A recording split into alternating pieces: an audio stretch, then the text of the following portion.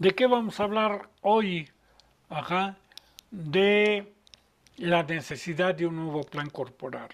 Ya vimos cómo se alcanzó el éxito evolutivo en el medio acuático, ajá, pues ahora tenemos que ver cómo se va a tener que desarrollar un nuevo plan corporal para la invasión del medio terrestre.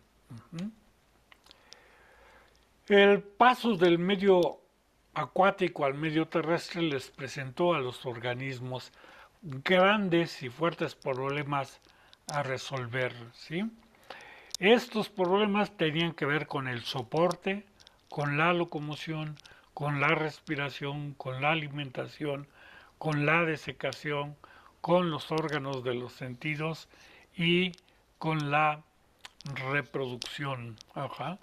Estas adaptaciones al medio terrestre es un proceso que todavía está vigente en todos los vertebrados terrestres. Ujú. Se considera que todavía van a tener que pasar varios millones de años para que anfibios, reptiles, aves y mamíferos tengamos el equivalente del éxito evolutivo que han tenido los peces. Esto es, si nos quedamos en la Tierra, si nos vamos a Marte, pues ya cambiarían estas condiciones. Vamos a hablar cómo se ha tratado de resolver estos problemas uno por uno, de manera independiente, y al final de la clase vamos a hacer una recapitulación de cómo se dieron todos en conjunto.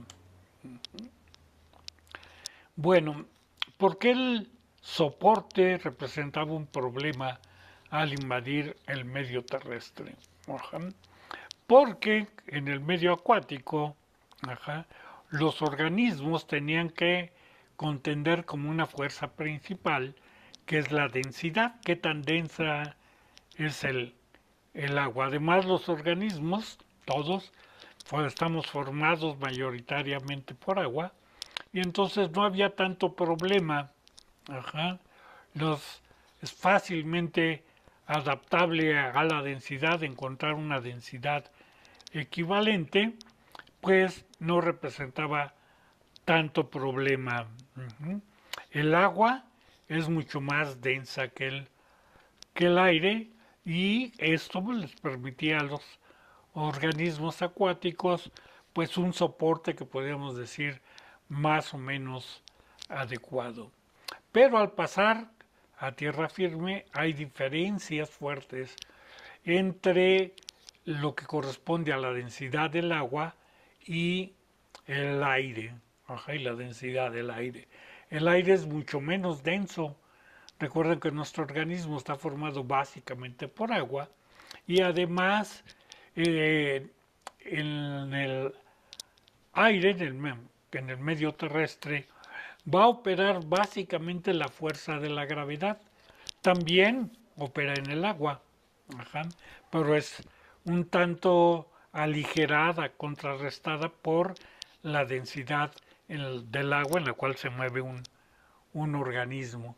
La gravedad tiende a aplastar el cuerpo, ¿sí?, contra el substrato y entonces había que buscar mecanismos para poder moverse de una manera más ágil, más eficiente, nuevos mecanismos de soporte corporal. ¿Cómo se solucionó estos aspectos o cómo se han tratado de solucionar estos aspectos? Ajá. Pues básicamente mediante modificaciones en el sistema esquelético. La columna vertebral tuvo que cambiar de posición. Ajá. Es donde la columna vertebral tiene el soporte corporal, ¿sí?, y se tiene que hacer más fuerte y más flexible. Además, para poder aguantar todo el peso del cuerpo, tiene que pasar a una posición más dorsal. En los peces, la columna vertebral está en la parte media. Ajá. En los tetrápodos se va hacia la parte dorsal, hacia la espalda. Y a partir de aquí de la espalda se va a colgar todos la musculatura, órganos y sistemas. En cambio aquí pues están más repartidos y por eso la columna vertebral tiene función, sí de soporte muscular y esto, pero más ayudado con la locomoción que con mantener el peso del cuerpo.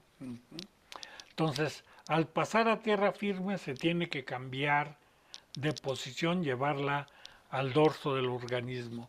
Pero además se tiene que hacer más fuerte y continuar con la flexibilidad. Para hacerse más fuerte tiene que incorporar nuevos elementos.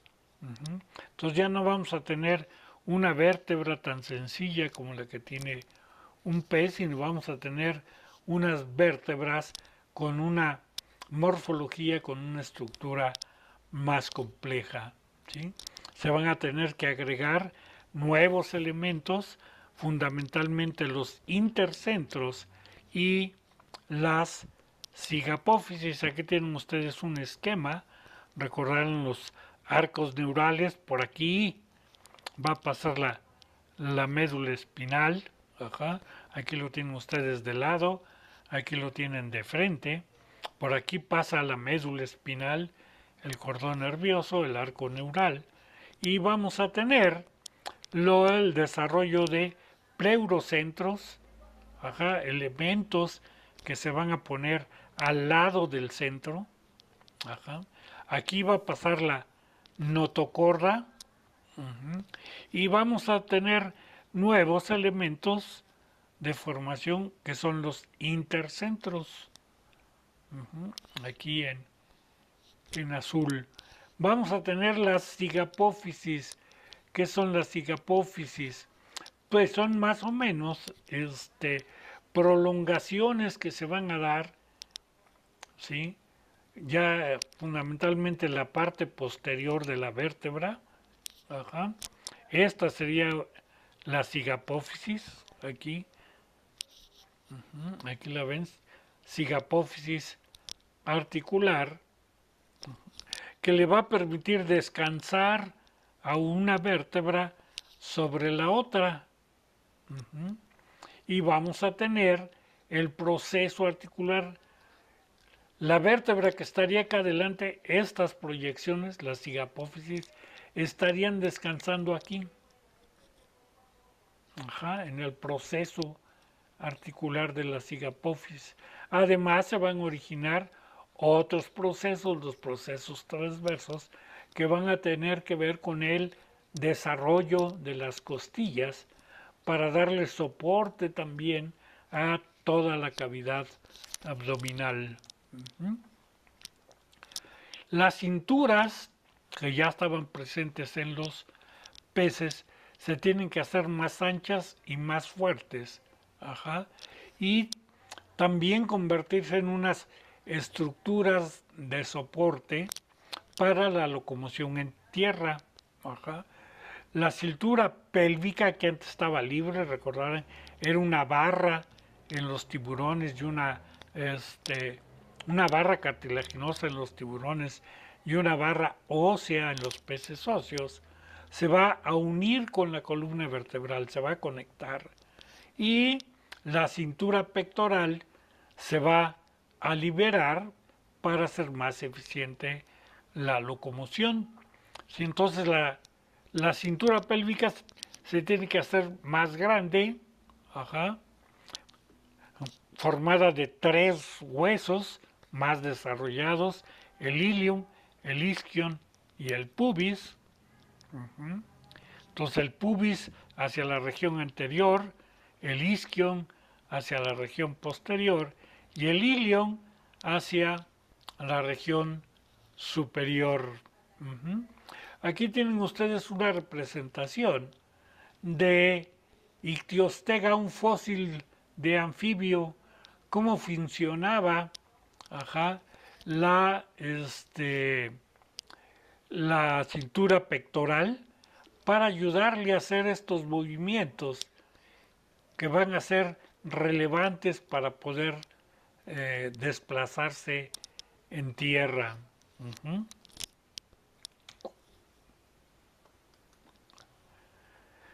Bueno, les mencionaba yo que también tienen que aportarse nuevos elementos o reforzarse nuevos elementos. Recordarán que hablábamos en peces óseos de las costillas pleurales, que son delgaditas y por eso el nombre de pleurales, porque en medio de ellas pues, están unidas por una pequeña membrana o por una membrana delgada para conformar la cavidad abdominal, ajá, y la cavidad torácica, están juntas en los peces. Aquí las costillas, al pasar a tierra firme, se tienen que hacer más fuertes, más gruesas, ¿sí? Tienen que reducirse en número, no son tan abundantes como en los peces. Y más adelante vamos a hablar de que en la parte anterior se van a fusionar, se van a unir para conformar el esternón como un nuevo elemento. Ujú. El cráneo, ajá, el cráneo de los peces, que es el que tiene una mayor cantidad de huesos, es delgado, ajá, y al pasar a tierra firme, los organismos están en contacto con elementos que les pueden causar lesiones. El hecho de estar aplastados, de golpear la tierra, ¿sí? Propició el desarrollo de un cráneo más fuerte. ¿Cómo hacerlo más fuerte? Fusionando huesos. Ajá. Y además de la función, empezó un proceso evolutivo para incrementar la expansión de la caja craneana. Si quieres vivir en tierra, en un nuevo elemento, tu cerebro va a tener que responder a estas nuevas condiciones. Y para poderles responder, ajá, tuvo que crecer y para protegerlo se tuvo que desarrollar una caja craneana más fuerte. También vamos a ver que a diferencia de peces, en los tetrápodos ya podemos hablar de un cuello, ¿sí? O de la formación de un cuello. Vamos a ver que en los anfibios, ¿sí? El cuello todavía no está bien desarrollado, no es flexible. En algunos reptiles apenas empieza a hacerlo. Ajá. Nosotros los mamíferos sí tenemos un buen cuello y bastante flexible, pero el gran desarrollo del cuello se alcanza en las aves. Más adelante, cuando hablemos de las aves, vamos a hablar del gran desarrollo del cuello, lo cual permite cierta independencia de la cabeza. Ujú. Vamos a ver que los peces, como no tienen cuello, y los anfibios tampoco, para poder ver qué hay atrás de ellos, tienen que girar todo el cuerpo, tienen que voltear todo el cuerpo. Ujú. Nosotros no, nos basta con girar la cabeza, ¿sí? Porque tenemos el cuello que permite liberación o cierta independencia de la cabeza. Las extremidades, las aletas, ya no nos sirven para el desplazamiento, ajá, entonces tiene que haber modificaciones de los elementos que ya existían. Se tienen que incorporar nuevos elementos, ¿sí? Que son los metacarpales, metatarsales y las falanges. Aquí están señalados para que los vean. Están aquí en las extremidades anteriores, ajá, y acá en las extremidades posteriores. ¿Qué función tienen estos nuevos huesos, nuevos elementos? Pues fundamentalmente son los cimientos. Hay que cimentar al organismo para poder levantar el cuerpo del suelo, igual que cuando se construye una casa, se tienen que poner cimientos.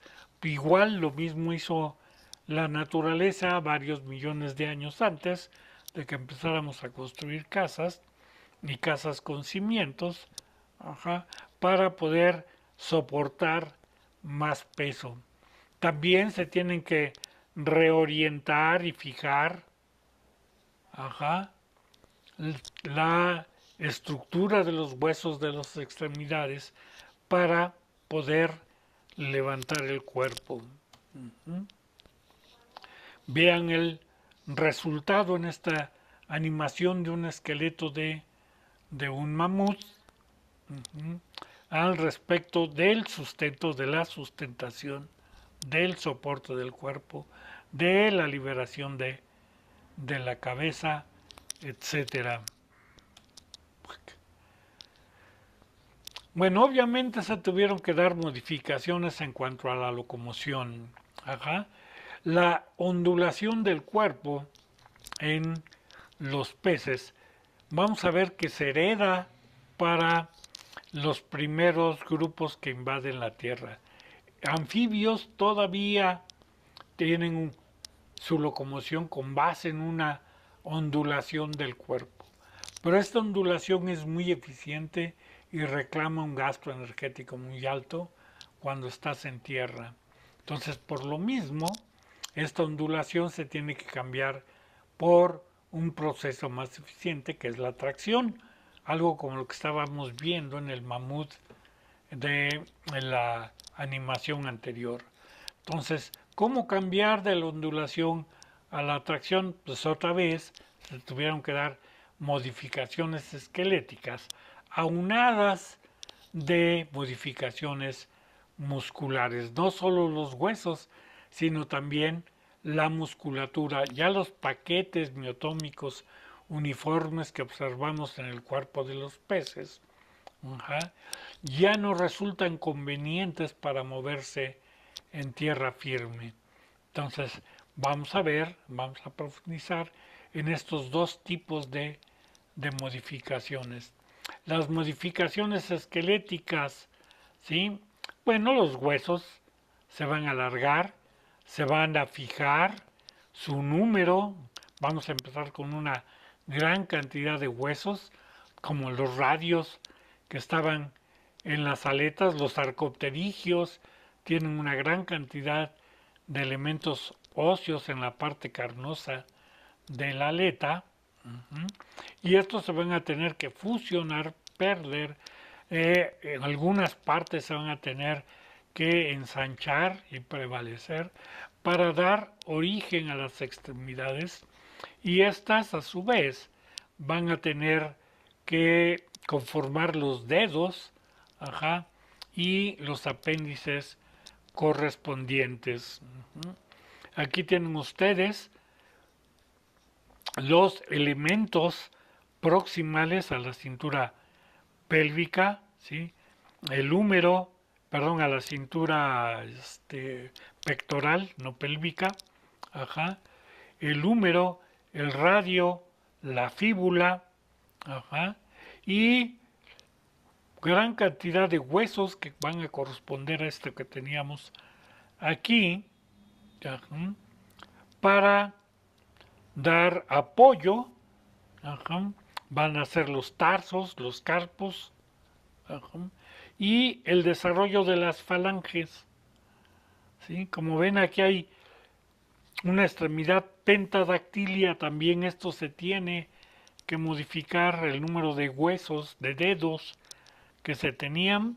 Vamos a ver que se va reduciendo para llegar a una posición más óptima. Aquí tienen ustedes un humano, nosotros tenemos el quiridio, ¿sí? O una mano conformada por 5 dedos.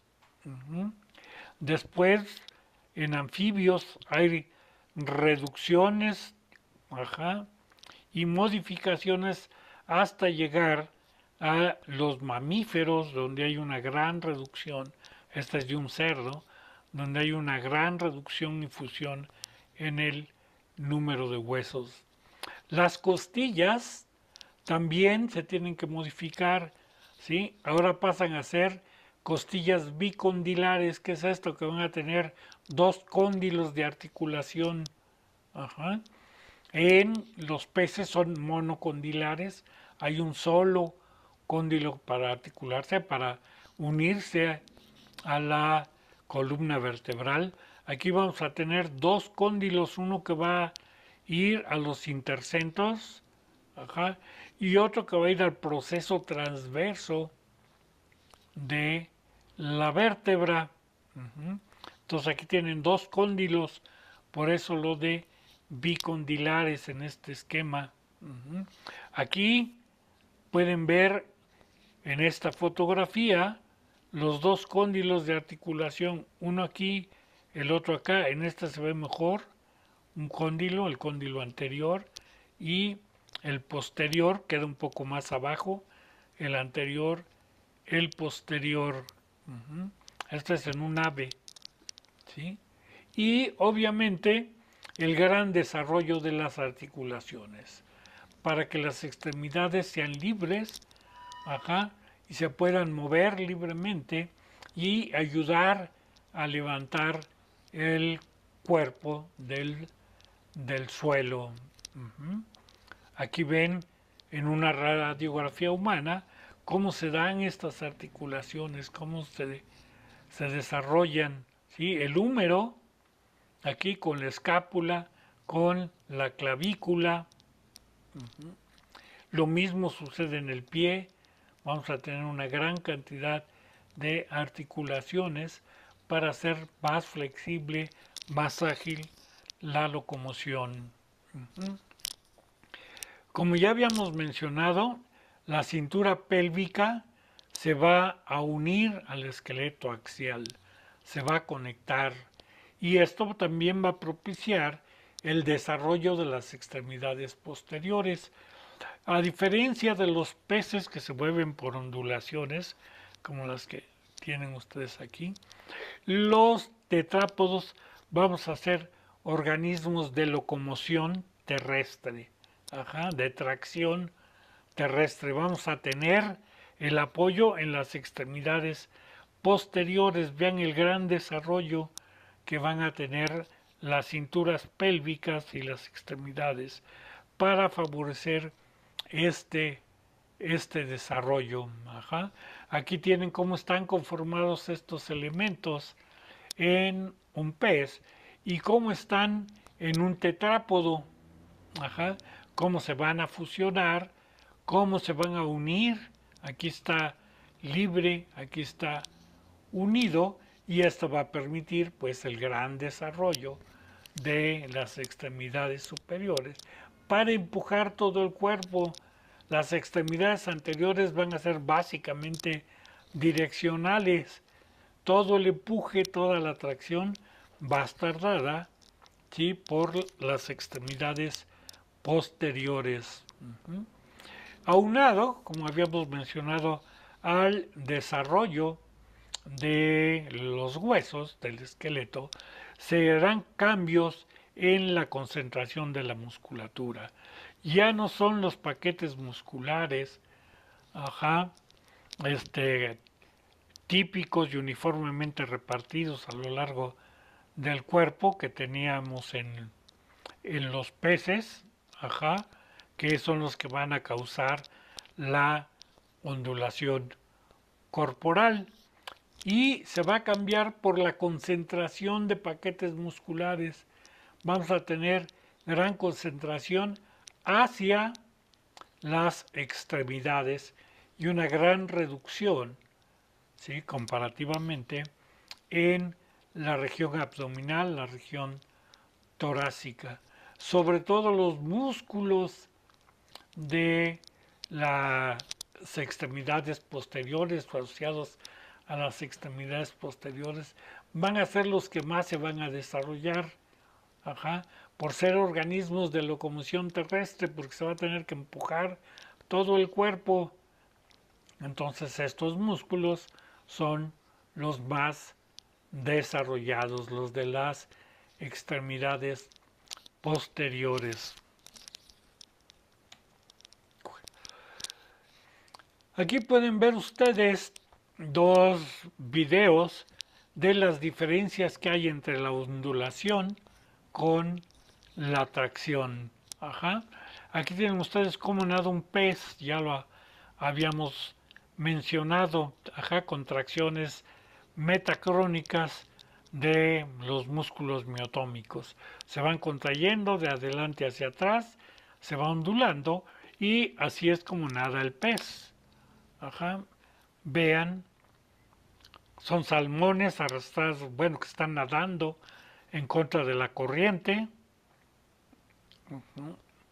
Vean cómo se ondula el cuerpo, se tiene que ondular todo el cuerpo para vencer la resistencia, ¿sí? Tienen que propiciar estas ondulaciones. Aquí la corriente los lleva hacia abajo, entonces tienen que tener un gasto energético alto para continuar con estas ondulaciones corporales. Vamos a dejarlo ahí. Y bueno, acá tienen ustedes las diferencias con la tracción. Se mantiene la ondulación, ¿sí? Pero vean que esta ondulación, por la posición de las extremidades, cambia, ¿sí? Perdón. Déjenme regresar.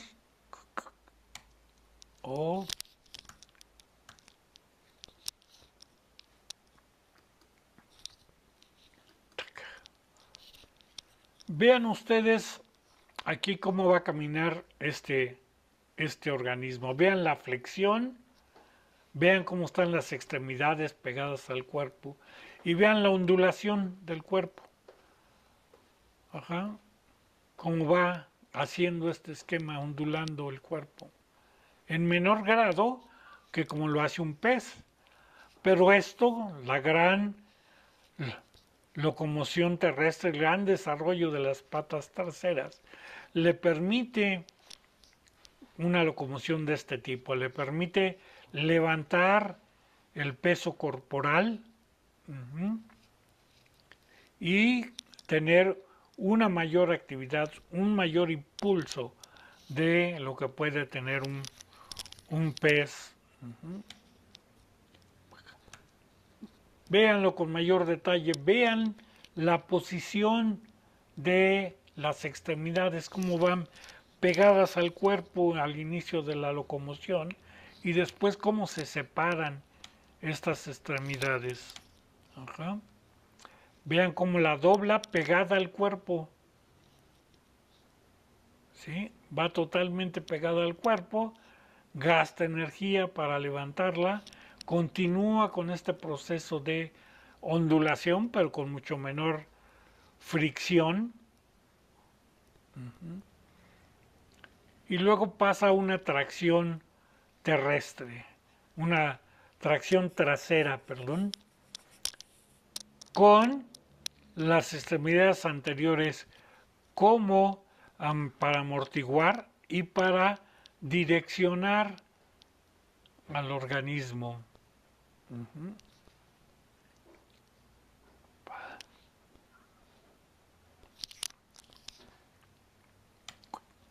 ¿Cómo se originó esta tracción? Pues vamos a hablar del proceso evolutivo. Aquí tienen ustedes más o menos el desarrollo de cómo estaban las extremidades en un pez pulmonado primitivo, en un ancestro de los anfibios. ¿Sí? Vean cómo tiene el lóbulo carnoso. Vean que sirven de apoyo, fundamentalmente para moverse en arroyos bajos, en ríos bajos, para poderse desplazar y entrar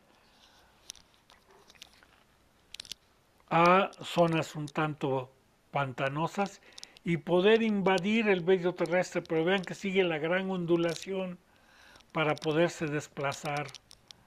¿Sí?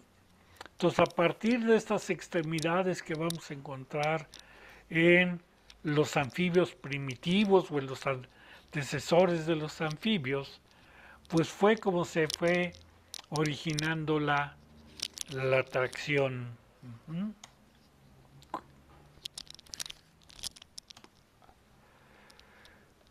El máximo de este tipo de locomoción, cómo se llega a optimizarla.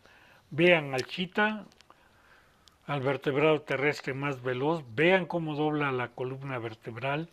A esto se le llama lordosis, proceso en el cual las extremidades posteriores llegan a estar por delante de las anteriores, como ven, en el salto. Vean cómo son direccionales totalmente las extremidades anteriores. Y para amortiguar se mueve a saltos. Ajá.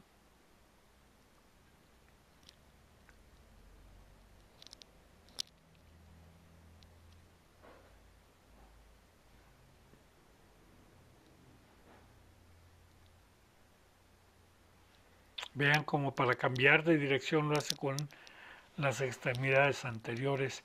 ¿Y cómo lo puede hacer?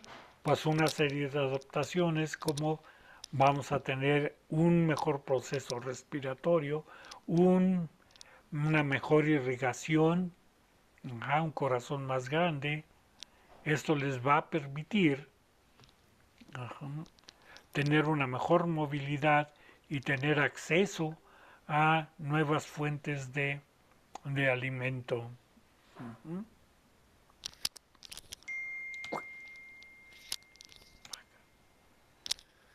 Bueno, hablábamos de la respiración. Aquí tienen, se tuvo que dar un cambio entre la respiración branquial a la respiración pulmonar.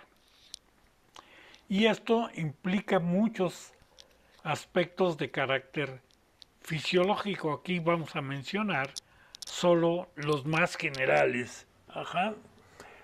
Hay mayor cantidad de oxígeno en el aire que en el agua. Eso está fácil. Y también la liberación de CO2 es más fácil. Pero la captura de CO2 y la captura de oxígeno y es mucho más difícil en el medio terrestre, en el aire, que en el agua. ¿Por qué? Por las diferencias de presión osmótica. Los peces, al ir nadando, abren la boca, el oxígeno va disuelto en el agua y la presión osmótica, por el hecho de la actividad del pez, ayuda al intercambio gaseoso a nivel de las branquias. En cambio, ¿sí? Se tuvo que cambiar a un proceso entre trápodos donde hay que meter a presión el oxígeno, el aire, para favorecer este intercambio por la presión osmótica. El pulmón en los peces, hablábamos que los peces pulmonados, ¿sí?, tuvieron un origen anterior incluso a los teleosteos, a los osteictios. El pulmón es un órgano accesorio, ¿sí? Lleva un transporte pasivo, al igual que los guppies, por ejemplo, los peces pulmonados, toman una bocanada de aire y este aire entra como una simple burbuja. Pero estos peces también presentan branquias que les van a ayudar a la captura del oxígeno. En los tetrápodos el pulmón es un órgano esencial. Entonces, para el proceso respiratorio es el órgano principal donde se va a llevar a cabo el intercambio respiratorio. Y por lo mismo, este intercambio tiene que ser un proceso activo. Hay que forzar tanto la entrada como la salida del aire, que nosotros conocemos como inhalación y exhalación. Entonces, para este proceso activo se tuvieron que desarrollar ¿sí?, mecanismos complementarios, como es la actividad de los músculos intercostales y el diafragma. Ahorita los vamos a ver en animaciones. Y en los primeros organismos que invadieron la Tierra, también la respiración cutánea y la respiración bucal, ajá, va a ser muy relevante. Al contrario, cuando se va a alcanzar el máximo en el proceso respirativo, vamos a tener órganos accesorios, ¿sí? Como los sacos aéreos y los huesos neumáticos que presentan las aves. Vamos a ver cómo respiran los peces. Ya lo hemos visto en clase. El agua entra por la boca, el opérculo, las branquias, este mecanismo de doble bomba. Vean cómo se mueve de manera alterna la mandíbula con el opérculo para meter el agua todavía a presión. Este mecanismo de doble bomba que va a facilitar el proceso de respiración en los peces. Van alternas la boca y el opérculo. ¿Y qué pasa a nivel de los filamentos branquiales? Aquí tienen ustedes la circulación del agua a contracorriente. Aquí tienen el arco branquial que está soportando al tejido respiratorio, al tejido branquial. Ajá. Entonces aquí tienen cómo entra la sangre, ajá, cómo va captando el oxígeno y cómo va liberando el dióxido de carbono. ¿Qué pasa con un mamífero? Este mecanismo, como les digo, no es suficiente. No podemos abrir la boca y ir corriendo para poder respirar mejor. Entonces vamos a tener el diafragma. El diafragma es un músculo, no es una membrana. Ajá. Aquí lo tienen aislado, que va a forzar la entrada y la salida del aire. ¿Sí?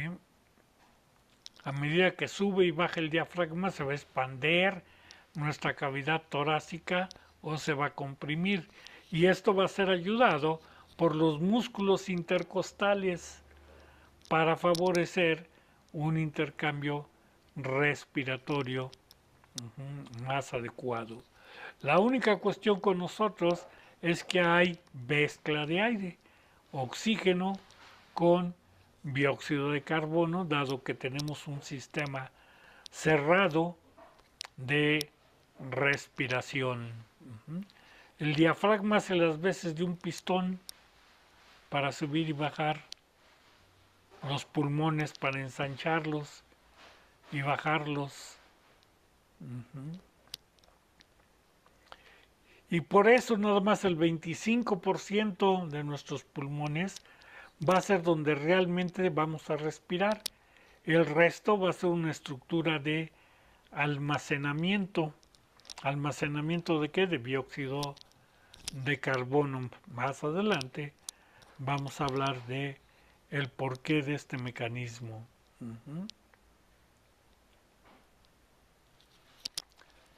Vamos a ver cómo respira un ave. Aquí tienen el sistema respiratorio de las aves. Una tráquea, los bronquios, los sacos aéreos y los pulmones. A diferencia de nosotros los mamíferos, aquí no hay diafragma. Ajá. El aire va a entrar y se va a ir hasta los sacos aéreos posteriores. De estos va a pasar a los pulmones, de los pulmones a los sacos aéreos anteriores y de ahí va a salir al exterior. Un ave va a respirar en 4 tiempos, nosotros respiramos en 2. ¿Sí? Aquí está la primera inhalación. Entra el aire, va a llenar los sacos aéreos posteriores. Viene la primera exhalación y el aire que está aquí va a pasar a los pulmones. Y aquí es donde se va a efectuar el intercambio respiratorio. Viene la segunda inhalación, ¿sí? Entonces se vuelve a llenar, se pasa el aire a la parte anterior y de ahí se va a sacar por la tráquea. Este mecanismo es unidireccional, no hay mezcla. En nosotros el mecanismo es cerrado, ¿en dónde? En los alvéolos pulmonares, en las aves no, ¿sí? Sus alvéolos son láminas que permiten la libre circulación, no son globitos como en nosotros. Vamos a profundizar esto cuando hablemos de aves y mamíferos.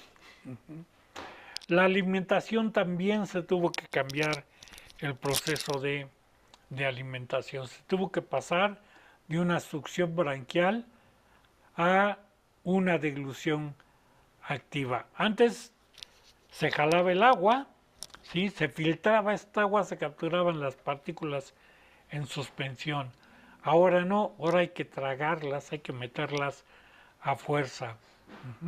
Desde la captura va a ser más difícil, entonces por lo mismo se ha dado un reforzamiento de la mandíbula, se ha vuelto más sólida, más fuerte y más grande comparada con los peces. El cráneo también se ha hecho más grande, más fuerte y más ancho. ¿Para qué? Para permitir que se implanten músculos más grandes, para que se desarrolle la musculatura asociada a la alimentación. Ajá. Los maceteros, los temporales, que son los que van a mover la mandíbula, que nos van a ayudar a triturar el alimento en la boca y a capturarlos, ¿sí?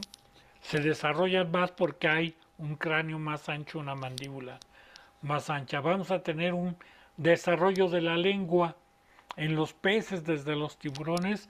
La lengua es un simple cojinete pegado al piso que va a ayudar a empujar el agua hacia el interior por la posición en la cual se encuentra. Ajá. En nosotros no, la lengua es libre, más o menos libre, y va a ayudar a tragar, a impulsar el alimento, ya no el agua, hacia el tracto digestivo. Los dientes, ¿sí?, van a servir para procesar el alimento, para triturarlo, no solo como en los peces y los tiburones, de que muerden y tragan y va para adentro. Nosotros no, nosotros somos capaces de procesar este alimento en la boca y por eso va a haber un desarrollo de la heterodoncia de diferentes tipos de dientes. Vamos a ver estas diferencias en videos. Aquí tienen cómo se alimenta un tiburón ballena. Va filtrando el agua. Vean las hendiduras branquiales. Ajá. Mete esta cantidad de agua.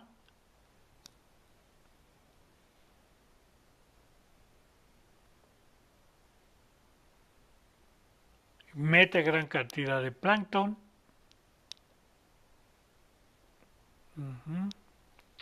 Para poderse alimentar. Ahora vamos a ver cómo se alimenta un lobo. Ajá. Que pues tienen que desde capturar a la presa, atraparla, limpiarla, cortar los paquetes musculares, ajá, y procesar en la boca el alimento. Tienen que masticar para degradarlo, partirlo en partículas más pequeñas y poderse alimentar. Vean la diversidad de dientes, ¿sí?, que como vamos a ver, no solo le van a servir para alimentarse directamente, le sirven como una herramienta para el transporte de este alimento, para evitar que otros depredadores, otros organismos, ¿sí?, se coman este alimento. Vean, se lleva hasta la piel.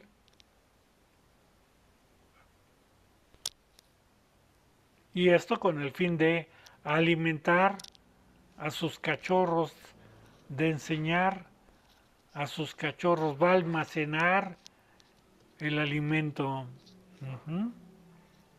Aquí están los cachorros esperando a la madre que pues les trajo alimento. Ujú.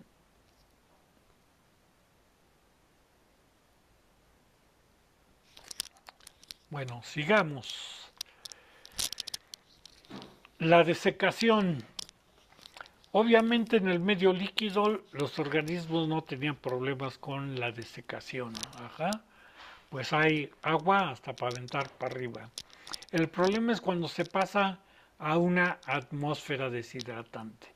Siempre en el aire vamos a encontrar una mucho menor cantidad de agua, mucho menor humedad y el cuerpo siempre va a estar perdiendo agua, se va a estar deshidratando independientemente del organismo del que se trate. Entonces va a haber una constante pérdida de agua por la boca al respirar y por la superficie corporal.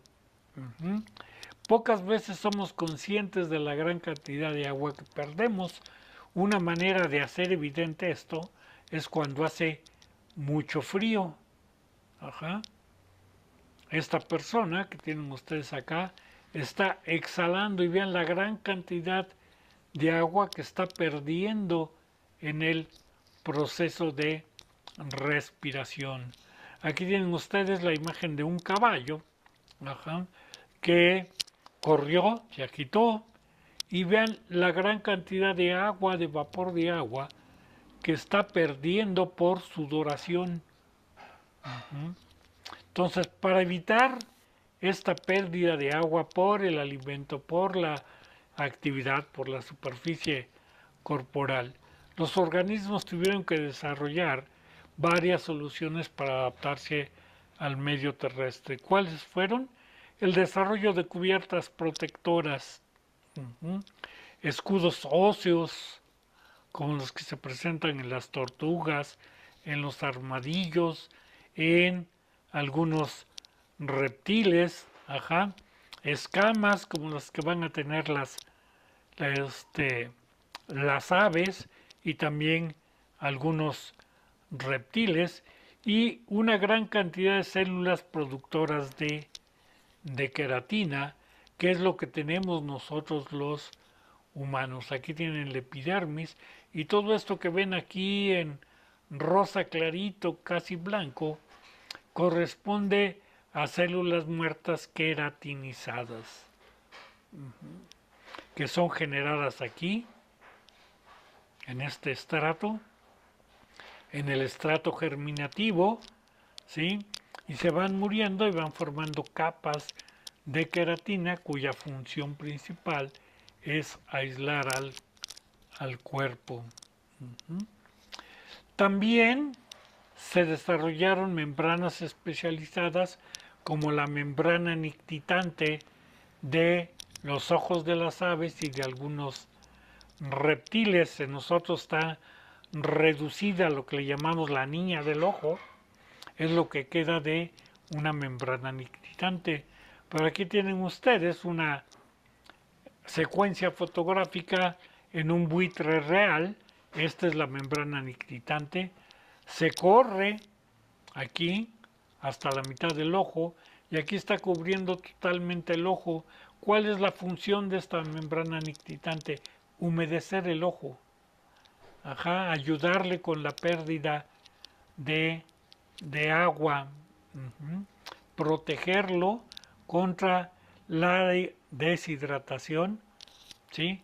Y también contra estructuras ajenas, polvos, etcétera. Aquí tienen ustedes la membrana nictitante en una rana, en un anfibio. Uh-huh. ¿Sí? Vean cómo va a proteger el ojo, cómo lo va a humedecer a este anfibio. ¿Sí? Perdón. En los mamíferos, que se ha perdido prácticamente la membrana nictitante, pero donde perdemos una gran cantidad de agua por el proceso respiratorio, pues se ha desarrollado el epitelio respiratorio. Uh-huh. el aire que entra por las fosas nasales en nosotros, ¿sí? Sigue todo un camino en el cual este aire entra seco y va deshidratando, además de que entra frío, ajá, y va deshidratando todos los tejidos que se encuentran en esta región. Para evitar esto, ajá, se dio el gran desarrollo de una mucosa en el epitelio respiratorio, una gran cantidad de glándulas mucosas que van a estar secretando mucus para cubrir esta membrana anterior, humedecer este aire y a medida que va pasando, se va haciendo más húmedo y se elimina la desecación de los tejidos, sobre todo a medida que vas a profundizar. ¿Sí? Aquí entre el aire seco, aquí se empieza a humedecer, aquí se satura ya de humedad, ajá, y puede continuar su viaje sin estar deshidratando al resto del organismo. Esto que tienen ustedes aquí lo tienen este diagrama que tienen aquí. Aquí está ampliado en un corte histológico. Bueno, los pequeños pasajes, las coanas. Hablábamos de que las coanas se presentan en los vertebrados en peces pulmonados, que son esta serie de pasajes, estos gran cantidad de pasajes formados a partir de los huesos del sistema esquelético. Entonces vamos a tener esta gran cantidad de pasajes y van a estar recubiertas de epitelio olfativo. Entonces vamos a tener que aquí, a medida que el aire vaya pasando por estos pasajes, se va a ir humedeciendo y va a haber poca pérdida de la humedad. Además vamos a tener un sistema respiratorio conformado por bronquios, mesobronquios, parabronquios, alveolos pulmonares, ¿sí? Pasajes que se van haciendo cada vez más pequeños, ajá, para igual evitar la pérdida de humedad durante el proceso respiratorio. Además de estos mecanismos, valga la redundancia, de carácter mecánico y fisiológico, vamos a tener mecanismos endocrinos muy eficientes. ¿Cuáles son estos mecanismos endocrinos? La manera de excretar. Si recuerdan la clase pasada, vimos a un pez de agua dulce orinando y orinaba en gran cantidad. Ajá.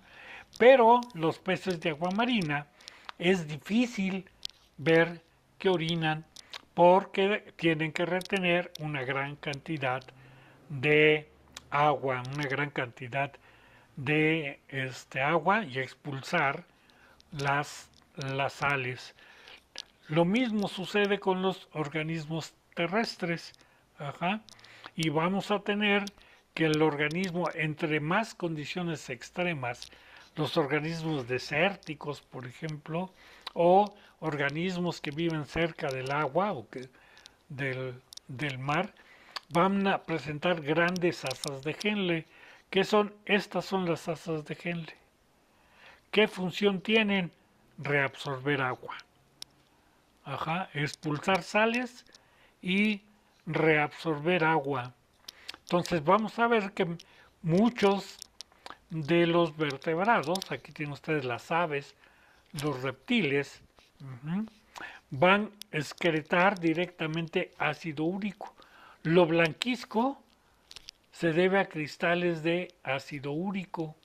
El líquido, como nosotros orinamos los mamíferos, ajá, tenemos que diluir el ácido úrico, pero va disuelto en una cantidad relativamente poca de agua, ajá, y es lo que conforma la urea. Entonces vamos a excretar urea y ácido úrico para no perder estas grandes cantidades de agua. Los órganos de los sentidos, pues obviamente no se ve igual en el agua que en el aire. Ajá. Ustedes lo han visto cuando entran en una alberca. Ajá. Los vemos a corta distancia, los objetos se ven más grandes, ven una cría de tiburón y dicen que los atacó un tiburón blanco de 5 metros, etcétera. Todo tiende a verse más grande y solamente a corta distancia. Entonces, todos estos órganos de los sentidos tuvieron que adaptarse. En una alberca no sabemos de dónde provienen los sonidos. ¿Por qué? Porque viaja más rápido el sonido en el agua que en el aire. Ajá, llega por el sonido, por estar en un medio, en la alberca, en un medio más denso. Ajá, llega y choca con todos los huesos de nuestro cerebro, que también son densos. De ahí va a hacer vibrar nuestro oído interno y no vamos a poder distinguir de qué lado o de dónde están llegando los oídos. Tampoco podemos seguir un olor como lo siguen los tiburones, los peces en el agua.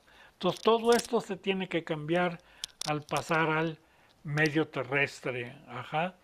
La línea lateral y los electroreceptores que tenían o que tienen los peces resultan ineficientes en tierra firme. Ajá. ¿Por qué? Por las diferencias del índice de refracción de la luz y las diferencias de velocidad en la transmisión del sonido. Entonces los ojos tienen que tener modificaciones. Podemos considerar que son ligeras modificaciones. ¿Sí? ¿Qué es lo que pasa en los ojos al pasar a tierra firme? Ajá. Hay que incorporar agua, hay que meterle agua al ojo. En los peces no existe el humor acuoso. Aquí, esta cavidad, los peces no la tienen.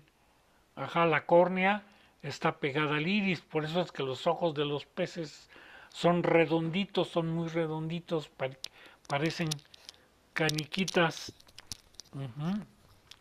Entonces nosotros, al pasar a tierra firme, se tiene que llevar agua en el ojo mediante la incorporación del humor acuoso.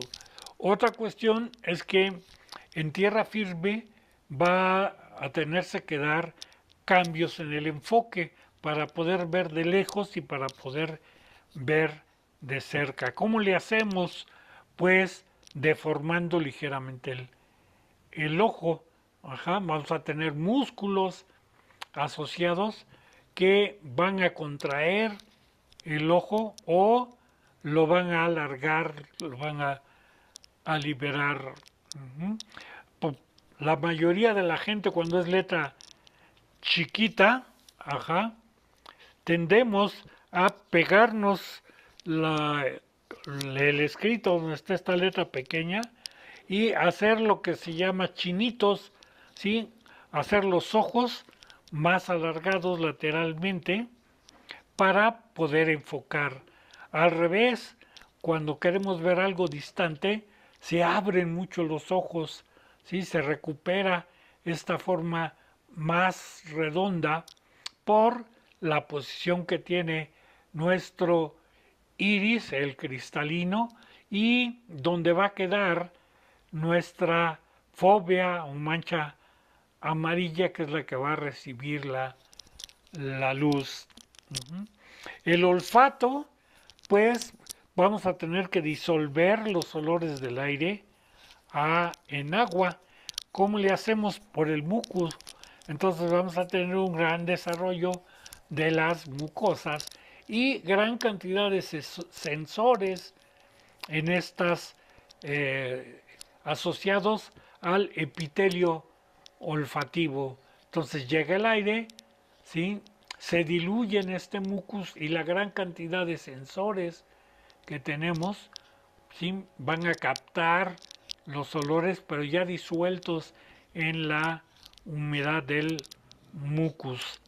El oído, igual ya no nos sirve la línea lateral, ya no podemos distinguir a lo largo del cuerpo de dónde están proveniendo los estímulos mecánicos porque el aire se esté moviendo.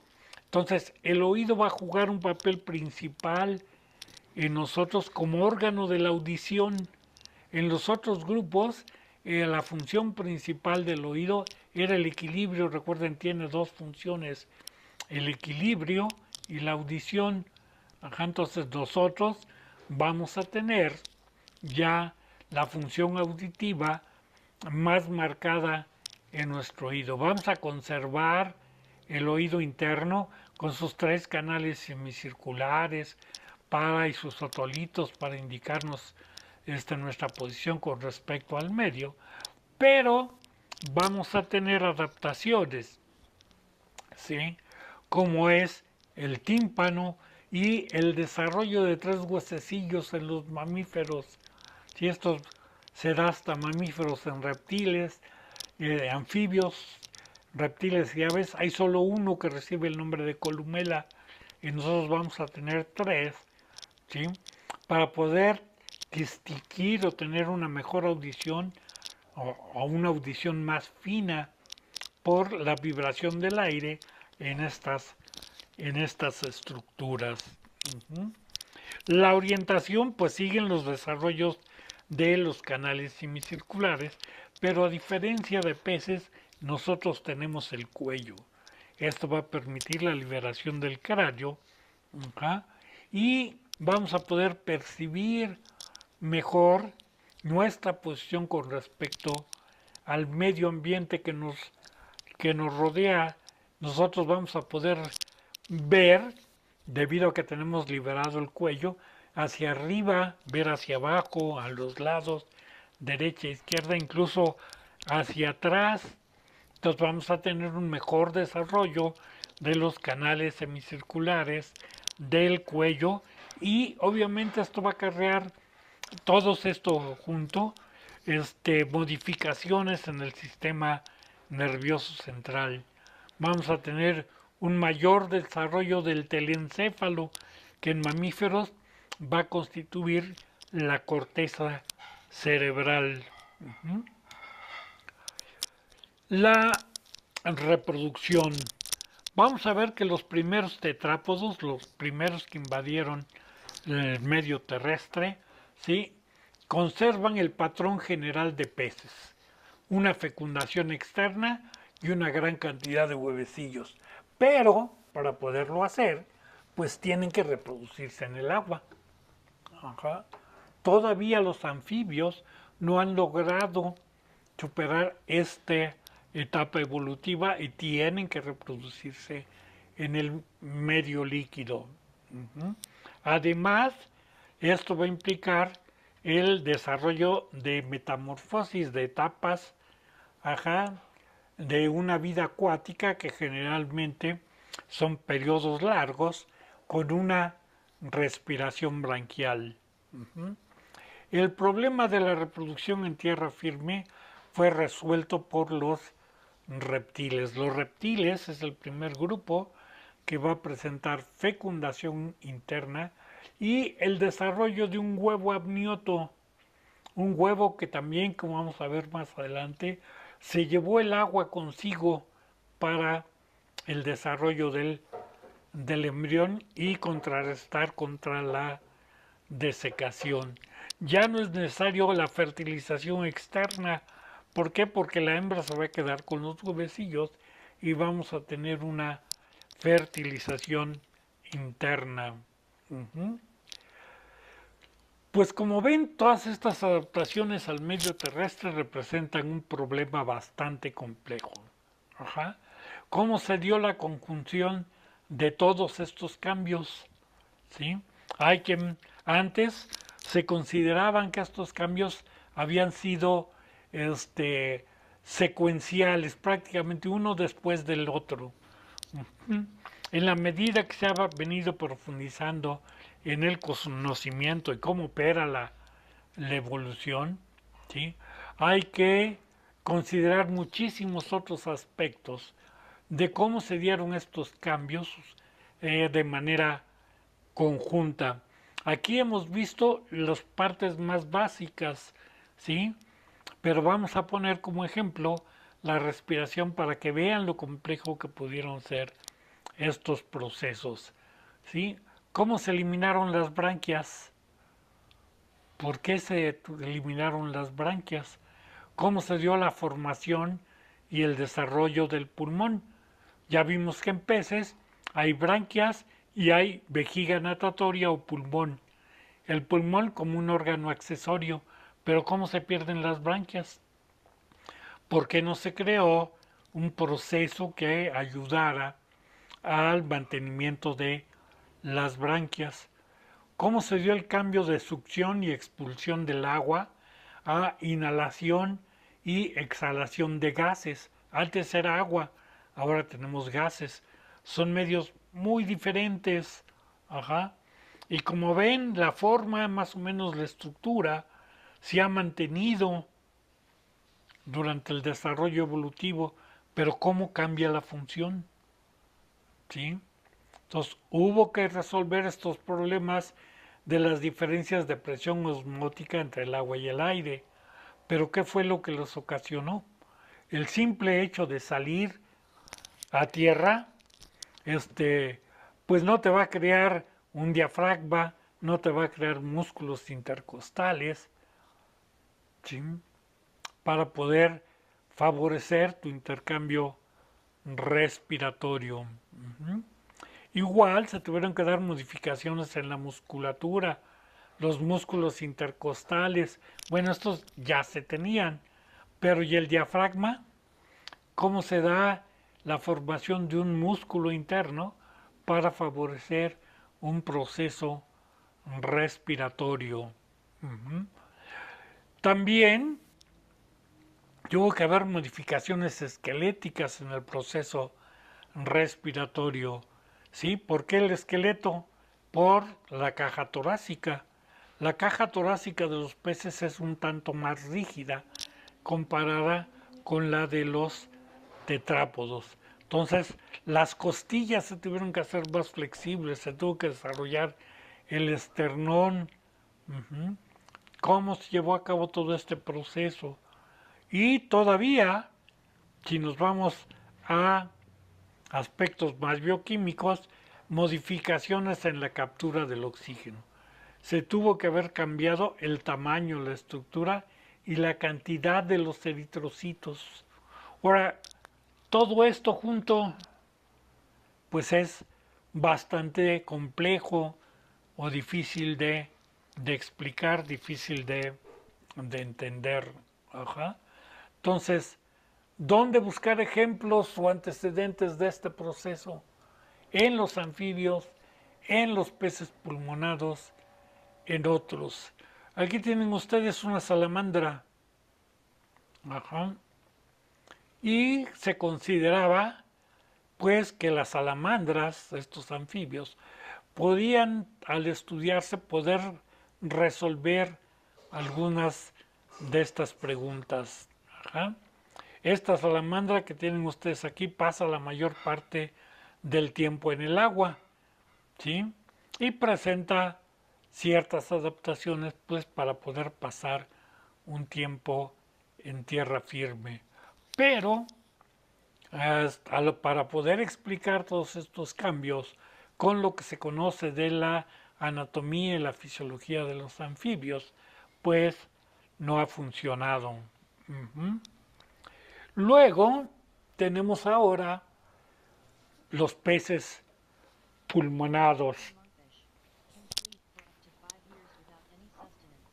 Aquí dice que este pez vivió 5 años enterrado y les digo, aquí los indígenas aprenden a reconocer los orificios por los cuales respiran estos organismos.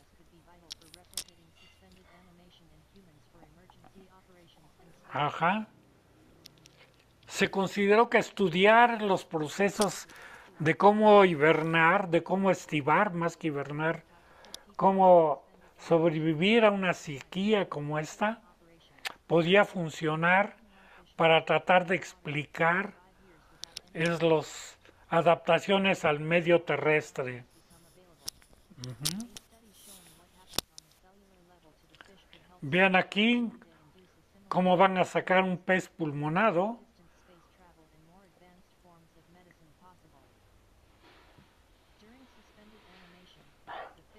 Vean el capullo que hace.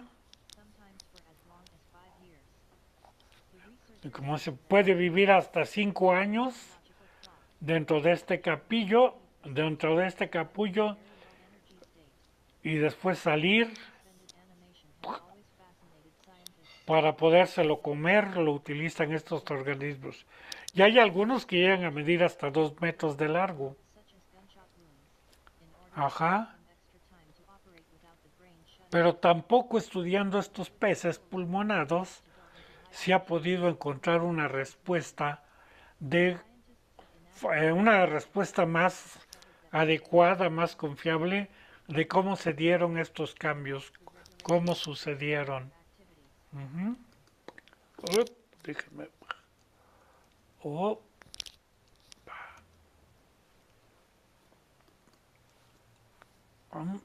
este ya. Bueno, se ha buscado en otros organismos, como les decía. Uno de los más socorridos fueron los anfibios, ¿sí?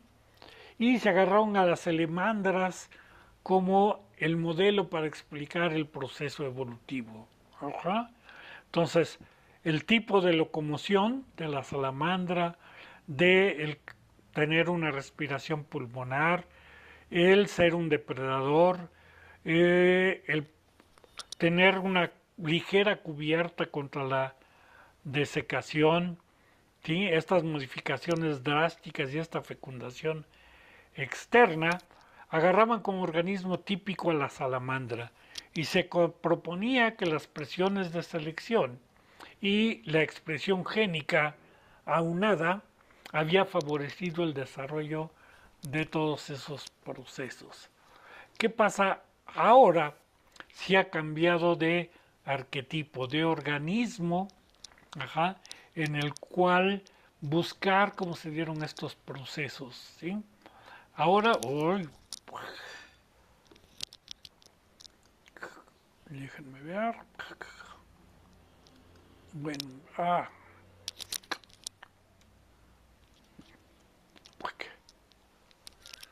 bueno, falta esta animación, pero lo vamos a ver más adelante en grande y a todo color.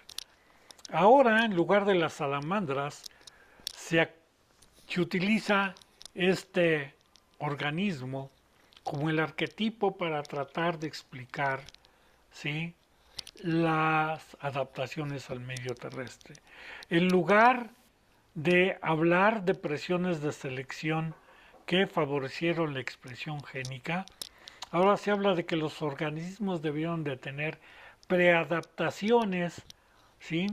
Esto es adaptaciones que ya se dieron en el agua, en el medio acuático, y también, obviamente, expresión génica que favoreció el desarrollo de estas preadaptaciones para vivir en tierra firme.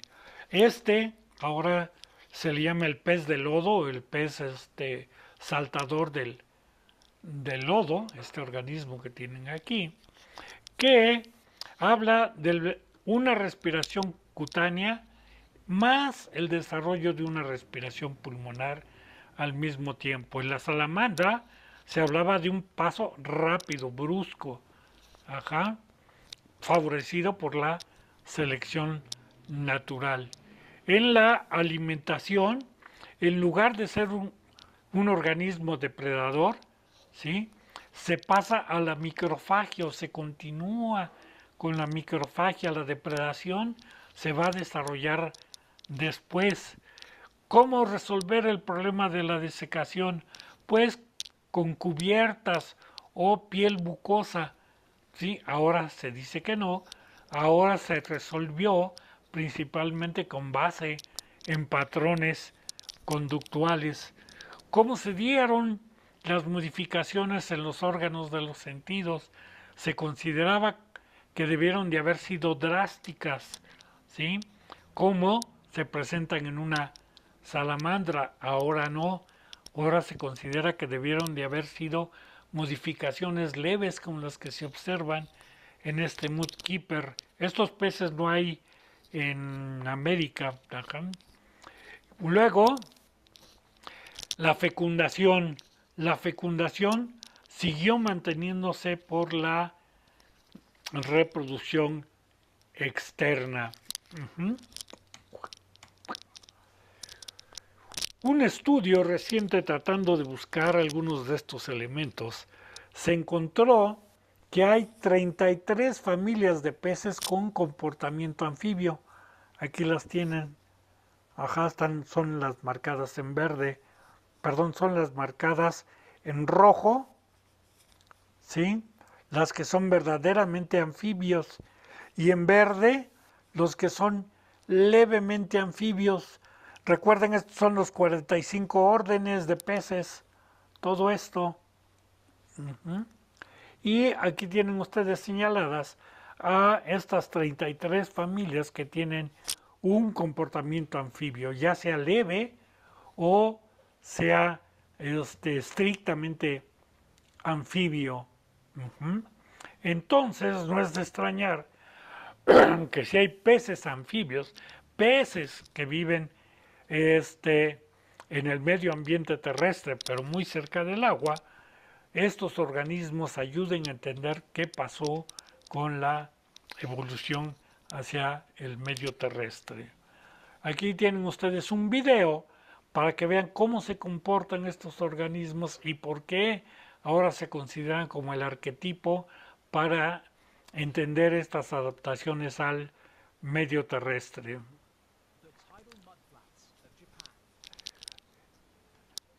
Este video fue grabado en Japón y este es un mudkeeper.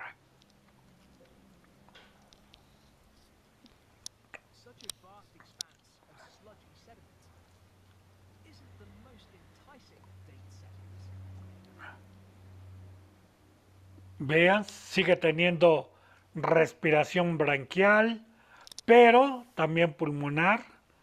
Ajá.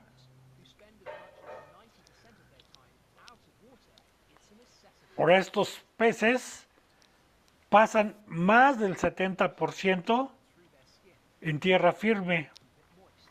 Tienen las mucosas y para ayudarse en contra de la desecación se revuelcan en el lodo. ¿Sí? Aspecto conductual, no netamente fisiológico. Ajá. Pueden tragar bocanadas de aire.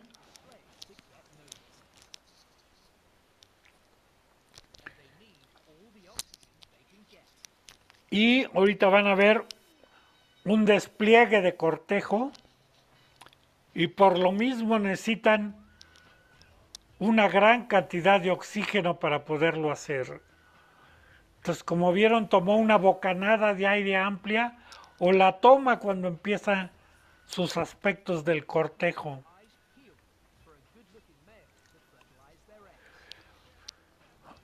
El macho es el que hace el despliegue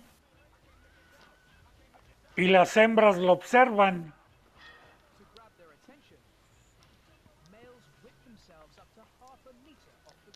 Aquí está el macho, bueno, atrás estaba la hembra.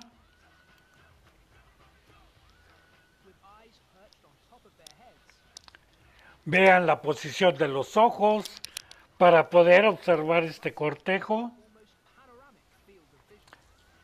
Tienen una vista panorámica.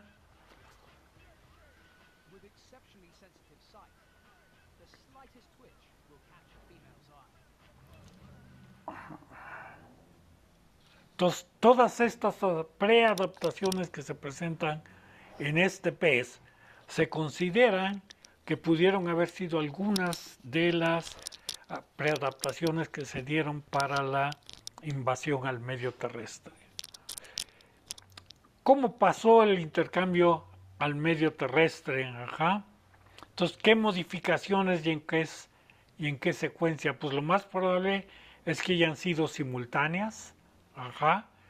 Que el desarrollo del miembro para poder salir del agua. Entonces, la formación de las patas tuvo que haber sido una preadaptación, ajá, que se dieron presiones dentro y entre las especies debido a procesos ambientales, y estas adaptaciones principalmente se dieron debido a prolongadas sequías que fueron el mecanismo de selección de aquellos individuos que fueron capaces de desplazarse de una charca a la otra.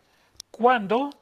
Ajá, a fines del Devónico, ajá, que fue cuando se dio el mayor proceso de extinción animal, ¿sí?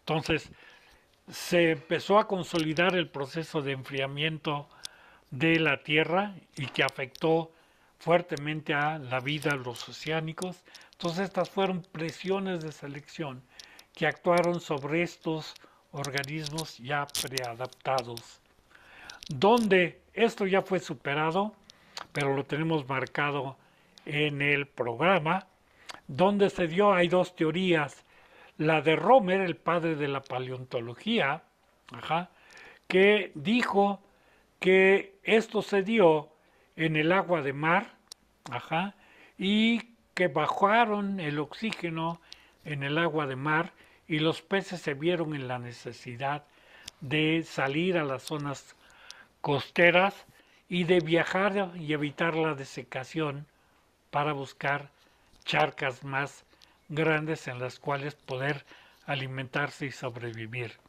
¿Sí? La teoría de Inger, que dice que este proceso se debió haber dado en aguas continentales, donde los organismos tuvieron que competir por el alimento, por la reproducción, por la necesidad de colonizar charcas menos pobladas, y que desarrollaron viajes en las noches húmedas y que empezaron a alimentarse a partir de los invertebrados terrestres que encontraban en las orillas de estas charcas. Esta teoría de Inger es la ya generalmente aceptada. ¿Cuál es el resultado de este proceso? El gran desarrollo de los pretetrápodos, de los anfibios y de los amniotas, con los cuales vamos a continuar más adelante en el curso.